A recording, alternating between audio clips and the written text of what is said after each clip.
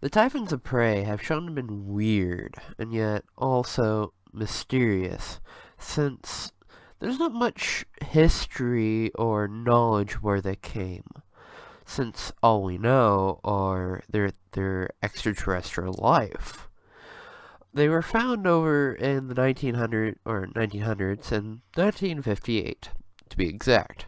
The Soviets launched a satellite known as the Vorona 1, in which the members would die by the Typhon's hand in 1958, of course.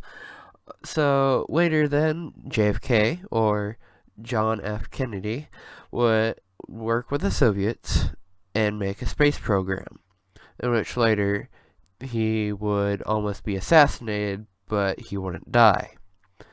And then he would fully take over the program and study the Typhons more.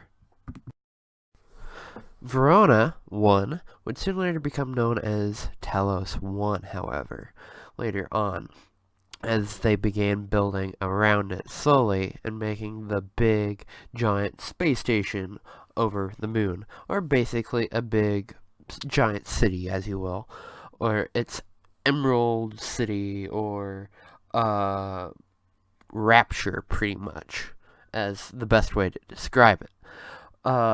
The Typhons, however, have shown to have been kind of ruthless, not sympathetic to normal life, however, since the thing they lack are mirror neurons, as I mix up what I'm saying here. The mirror neurons help show empathy. If you already know what empathy is, it shows like, oh, that person is sad over there. I feel empathetic for them. Or something along those lines. So they lack that. They lack the care. They lack the mirror neurons, as it's stated in Prey. They're shown to be made out of glistening black liquid substance. However, it's not quite known what it is, but in some cases, they can use this to mimic their environment. Correct? Say, there's a cup over there. See that cup? Yeah, that cup. They could turn into that cup, and there'd be two cups. Let me take a drink out of that cup and get killed.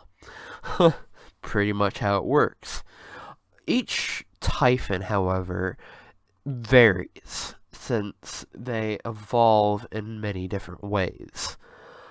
Each one possesses a different type of power or ability, mainly psychic. Like, there's a fire one, there's electric, there's just pure psychic damage to you.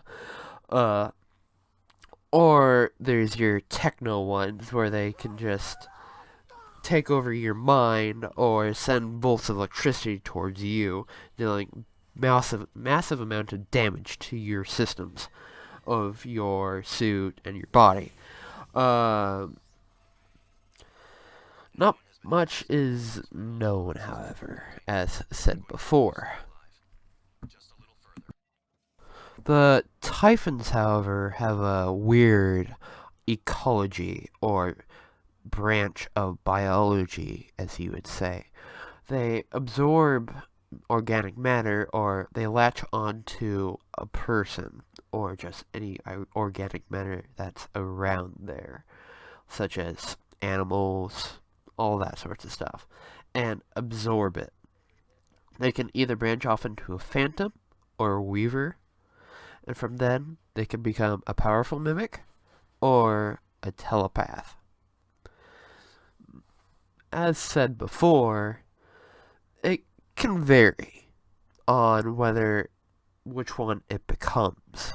If it's a phantom or a weaver or all sorts, because it can be a nest of, or as it would be called, a cis nest, or nightmares, or the apex.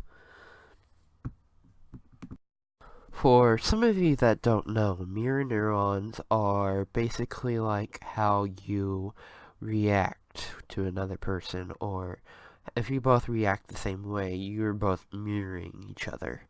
Or like mirror and a thing that's in front of it. It's reflecting what you're doing. However, uh, the function in real life is speculated on what mirror neurons are actually supposed to do. Or at least that's today's. At least I think. However, typhons produce energy, as you call it, known as coral. Uh, it is produced by some of the typhons, however, like the reavers, as stated. Uh, Deep in Talos 1, or in the labs, I do believe, you can find coral there being produced, or it's just there. Later on, towards the end of the game, Talos 1 is just nothing but coral. You're able to pass through it, but it doesn't really do anything. But also, it depends with the main character, however. I'll get on that topic in just a second, though. Coral, however, can be used to make psionic extractors or psionic hypos, allowing the person to regenerate their psionic ability. Say they run out of psionic power. Thus, you're able to use the coral to regain it. However, there is one Typhon that triumphs them all. It's known as the Apex. It is about the size of the Talos 1 station. It cannot be killed directly, but it can probably be killed indirectly by destroying the station, Talos 1.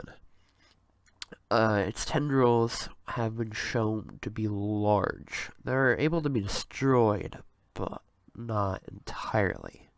Being a Typhon, however, it can easily regenerate these tendrils. Destroying Talos 1 would mean killing it all.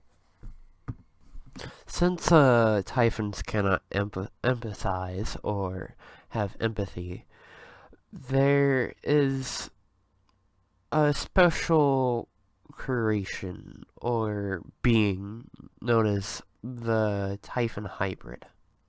It is a human and a Typhon. At the end of the game, you get to see this Typhon hybrid, or as it would be known as Morgan U. You can either save the humanity or destroy it utterly, but that choice is entirely up to you. I don't want to entirely spoil it for people who have been out there, but I kind of did. I'm sorry if it offended anybody out there.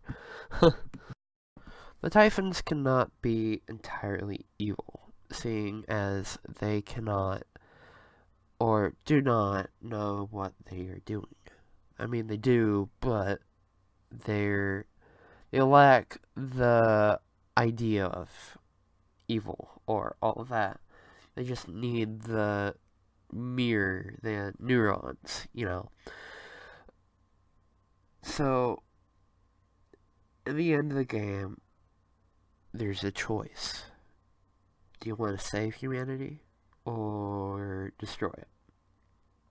Work together with the Typhons and create a better world, pretty much. So, that's pretty much all I have to say about Typhons. Their biology, their... I didn't really go in depth about their biology, however, but they are complex. They're a substance that's just mold, just not mold, but it's like molding at the same time. It's like a lump of clay. You mold it, and it can become anything else. Your mind's content. So take a mimic, for example. That's basically what it does. It's like a lump of clay. I'm gonna turn it into this cup over here. I'm very fascinated with cups, okay? uh, and they can shown to be like the dominant apex, the nightmare of your dreams. They have vast psionic powers. They are smart, cunning, and opportunistic, I'd have to say. I'm messing up my words here. And their ecology is just fascinating on how many ways they can become which typhon, which way, which tree. But I think I'm gonna leave this episode here. I might do another episode of Typhons, or hell, next I can probably do an episode on Cthulhu. You just have to wait and see. As as always, I hope you have a great day, and hope you enjoyed the video. Thank you.